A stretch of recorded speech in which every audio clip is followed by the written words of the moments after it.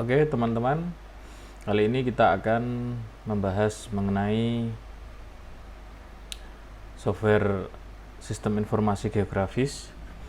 Jadi saya akan membahas dari hal yang awal dulu, yaitu mengenai aplikasi yang berbayar dan tidak berbayar.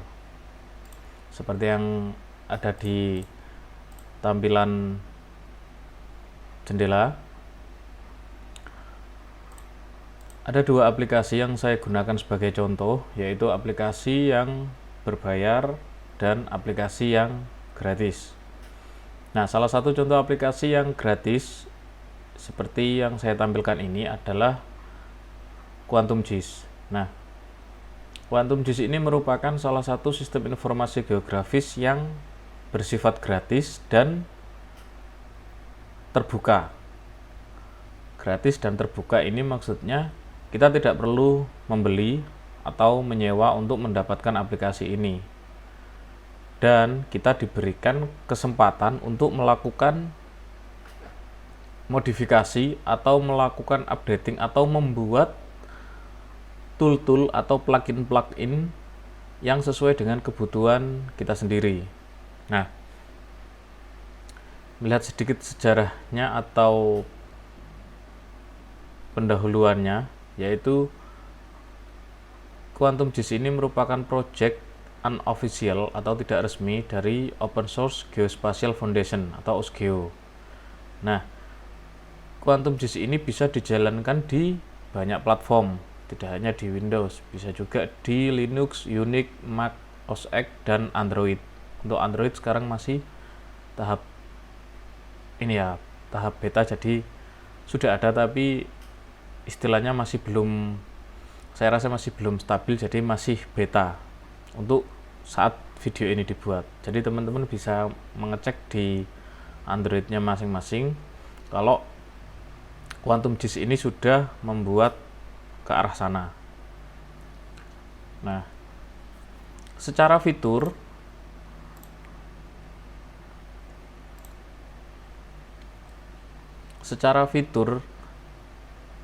karena ini aplikasinya aplikasi open source, jadi paket yang dibawakan ini adalah paket standar. Jadi paket seperti view data 2D atau 3D, kemudian data raster, data vektor, data tabel, data mesh, JPG, dan macam-macam. Nah, di fitur dalam QuantumGIS ini memberikan fitur yang cukup banyak. Jadi seperti kita bisa membuat, mengedit, dan memanajemen dan mengekspor data seperti dari data GPS, kemudian kita konversi menjadi data yang lain seperti data subfile atau data yang lain, itu bisa. Kemudian juga ada analisa data seperti jadi QuantumGIS ini ketika kita melakukan instalasi, dia juga memberikan kawannya yang lain. Jadi ada Saga, ada Grace. Jadi ketika kita melakukan instalasi, nantinya yang muncul setelah proses instalasi itu tidak hanya QuantumGIS saja, ada Saga juga di situ, ada Grace juga. Jadi kalau seandainya teman-teman ingin melakukan pengolahan citra satelit atau melakukan pengoperasian spasial analisis menggunakan khususnya Saga, itu teman-teman bisa langsung mendapatkan aplikasi Saga tersebut ketika proses instalasi dengan QuantumGIS. Nah, buat teman-teman yang suka melakukan coding atau main dengan bahasa pemrograman, QuantumGIS ini juga membawa Python konsol. Jadi teman-teman bisa menggunakan bahasa pemrograman Python untuk membuat plugin atau membuat bahasa pemrograman sesuai dengan kebutuhannya teman-teman sendiri. Nah, itu untuk aplikasi yang gratis QuantumGIS.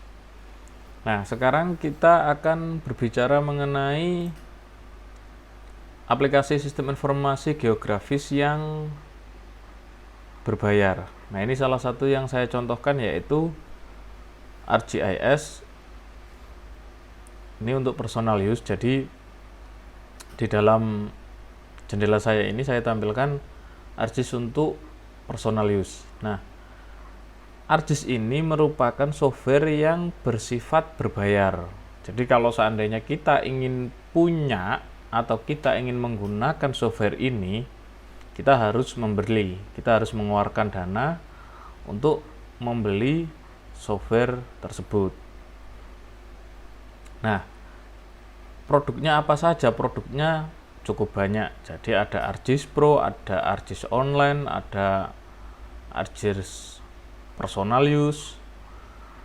Jadi tidak hanya satu produk saja. Nah, contoh kita masuk ke desktop. Nah, ini adalah contohnya ArcGIS desktop. Itu dia ada 3 segmen lagi. Ada dasar, ada standar, ada advance. Nah, ini untuk satu jenis dari produk itu sendiri, dia punya subproduk yang tingkatannya berbeda-beda. Sehingga ketika kita menggunakan software tersebut, ya kita harus mengupayakan menyesuaikan dengan kebutuhannya kita. Jangan yang kita kebutuhannya advance, tapi kita menggunakannya basic. Kita perlu hanya untuk belajar, tapi kita menggunakan yang sudah lebih tinggi. Ya sebenarnya nggak masalah, lebih bagus. Tapi paling tidak biaya yang kita keluarkan itu juga harus menyesuaikan dengan kebutuhannya kita. Nah, itu secara ulasan singkat mengenai aplikasi GIS yang gratis dan tidak gratis. Nah, selanjutnya saya akan melakukan proses instalasi dari QuantumGIS. Jadi agar kita bisa mengetahui bagaimana dari proses instalasinya. Jadi kita bisa masuk nanti ke ke program downloadnya, dan kita bisa download di website ini. Tinggal kita cari. Di sini ada unduh QuantumGIS. Nah, jadi di sini di websitenya itu seperti tadi yang saya sampaikan adalah dia memiliki banyak platform untuk instalasinya. Jadi untuk Windows, untuk Mac, Linux, BSD, seluler, dan tablet, kita bisa mengakses itu. Nah, karena yang kita instalasi nanti ini adalah di Windows, jadi kita mendownload sesuai dengan kebutuhannya kita. Nah, di sini ada dua produk. Jadi ada yang versi 3.22, ada yang versi 3.24. Nah, pada kasus ini kita download sesuai dengan yang kita inginkan. Dan jika Windows atau sistem yang kita gunakan itu adalah 64 bit, maka kita harus menyesuaikan sistem operasi yang kita gunakan. Jadi jangan sampai kita menginstalasi yang sistem 32 bit tapi kita instalasinya di 6 bit, di 64 bit, atau sebaliknya. Itu tidak akan maksimal. Jadi kita harus menyamakan sistem antara Windows 64 bit, ya kita pakai instalasi yang 64 bit. Kalau kita pakai 32 bit, ya kita instalasi yang 32 bit. Oke, ini trouble. Jadi nah, setelah kita download,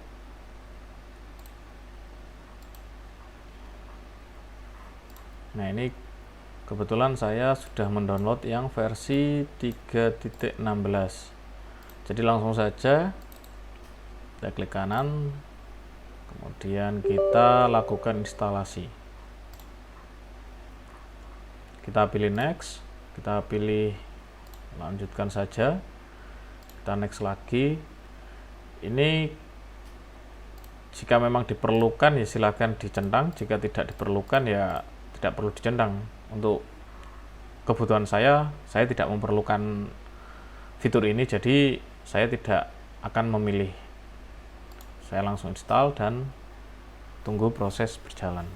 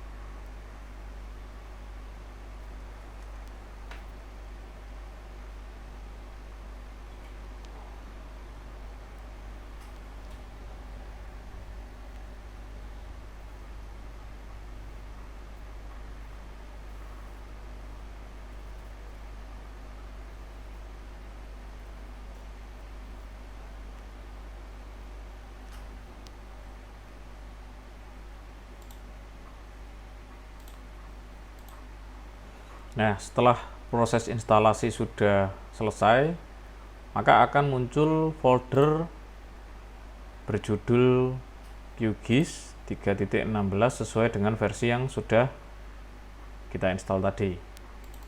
Kita pilih. Nah, ketika kita selesai menginstalasi, dia mempunyai banyak teman. Jadi dia ketika kita instalasi, ya kita dapatkan Saga GIS, ada Quantum Design, ada Quantum Desktop, ada Desktop with Grass, ada OsGeoCell. Oke, berikutnya kita coba memasukkan data yang sudah kita siapkan. Jadi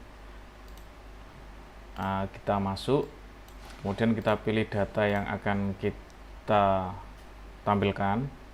Kita klik kiri, tahan, dan masukkan. Nah, ketika data ini sudah masuk, informasi yang tersedia di sini antara lain yaitu di skala. Ini kita bisa tentukan skala di 1:10.000, skala dibanding 5.000, atau skala banding 1.000. Nah, kita juga bisa melakukan modifikasi untuk tampilan, jadi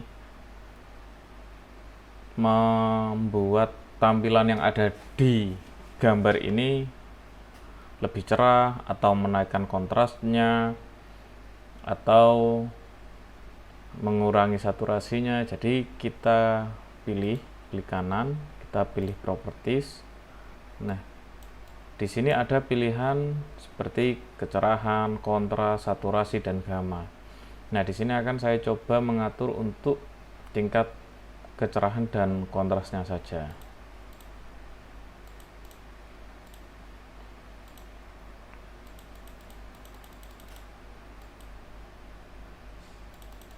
Jadi fungsi melakukan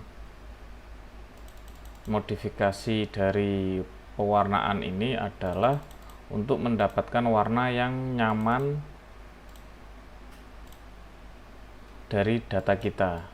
Jadi untuk memudahkan kita sebagai untuk identifikasi dari situasi data kita.